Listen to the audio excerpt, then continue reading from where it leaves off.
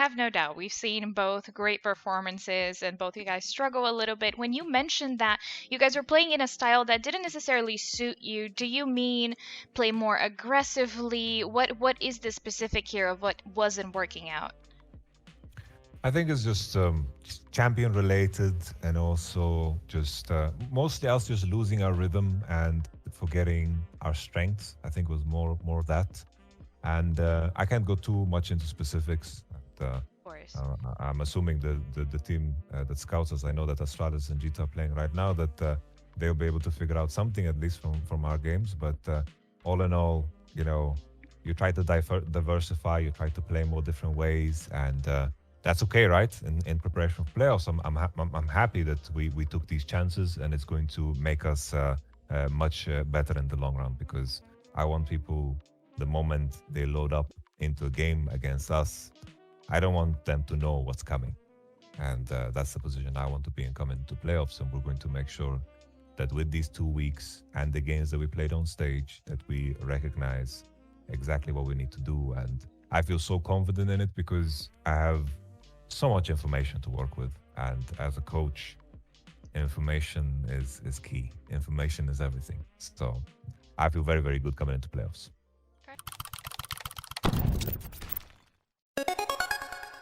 Feel like Fnatic had a lot to work with bringing in a rookie and having a player role swap. I'm really curious to hear from you. What do you think that needs to be round up for you guys to be in peak shape right now? Well, honestly, we had the vaccines, and that's a good thing, of course. But it affected us pretty. Like some of us got sick. I was pretty sick, which is I'm good now, and I'm happy that I took the vaccine. I don't want any anti-vax comments or whatever. I don't want to. It's crazy how medicine is politicized nowadays. It's absolutely nuts. But nevertheless, we lost a lot of our momentum and rhythm in that week, and I think we tried to re-innovate how we play, and it didn't land so well.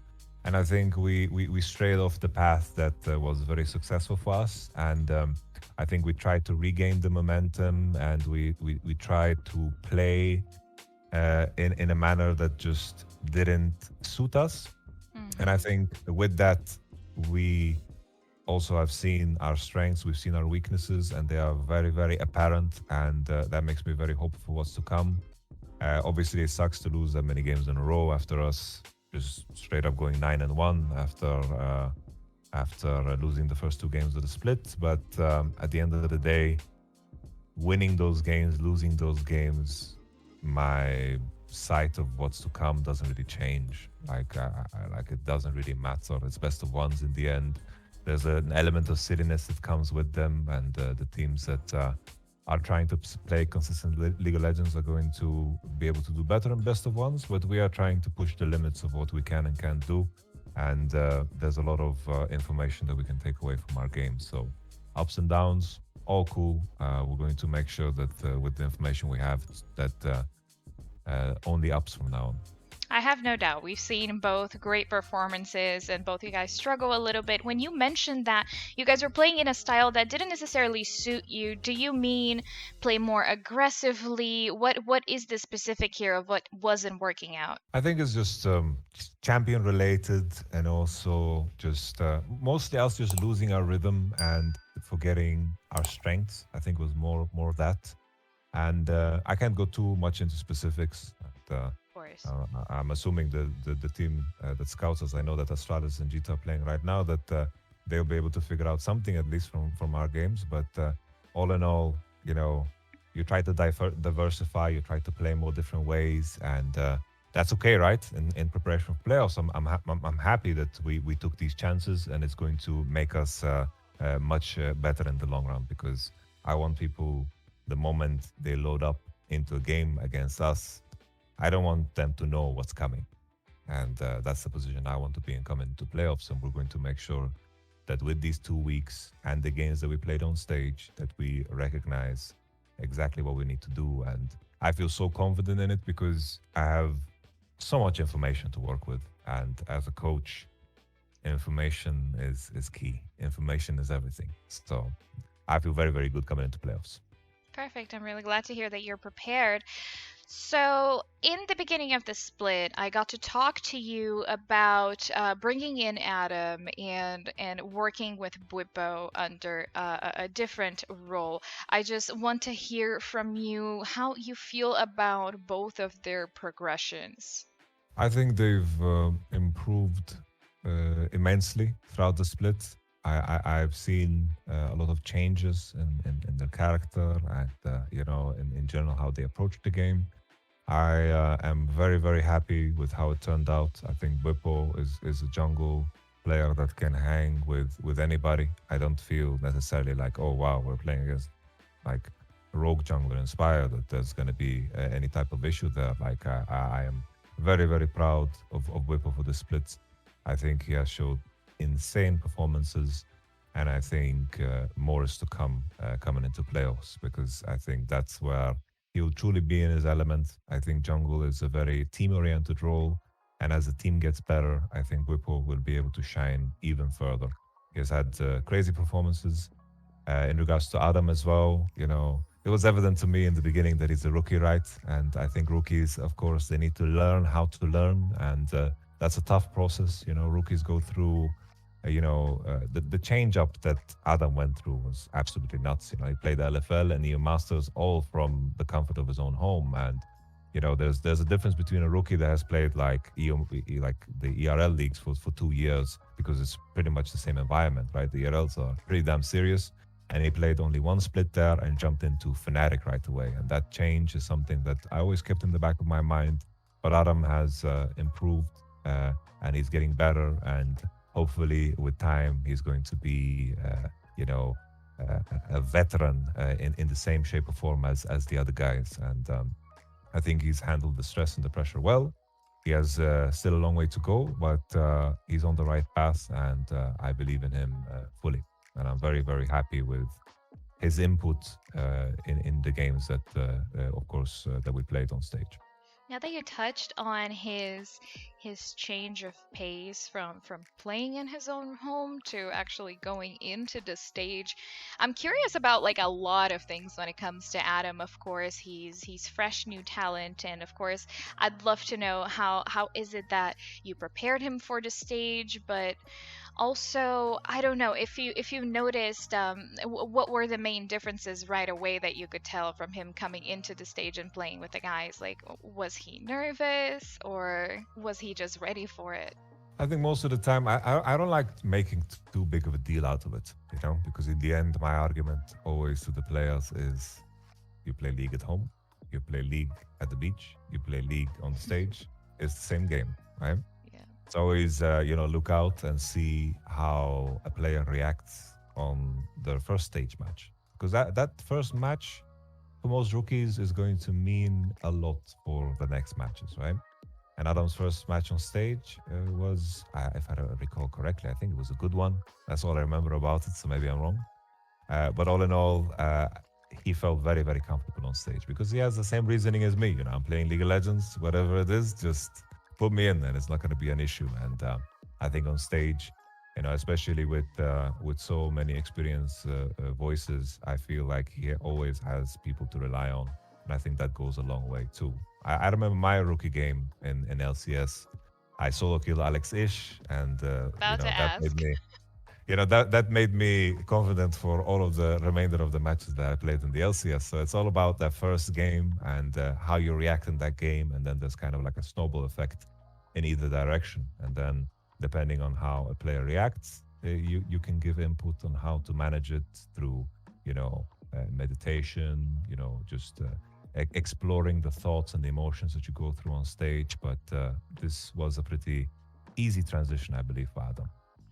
What are the main differences of a rookie that has such short time in an ERL and then jumps into the LEC versus a rookie like, let's say, Treat, that plays multiple regions? Like, what are the pros and the cons of each, you would say?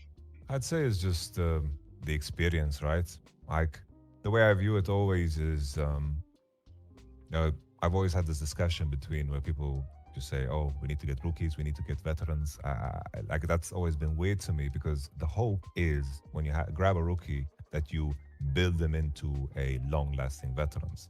There's names in every region where you have had players that have been staple players for a very, very long time. I don't believe in this idea that, oh, a young player, a rookie that has never played before is just going to be better all of a sudden.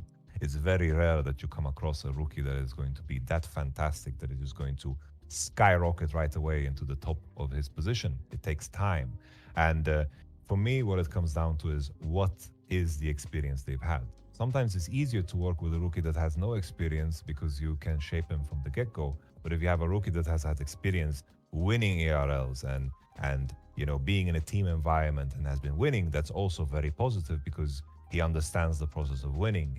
He works with the coaching staff. He works in a culture that functions, so he gets an idea for what works.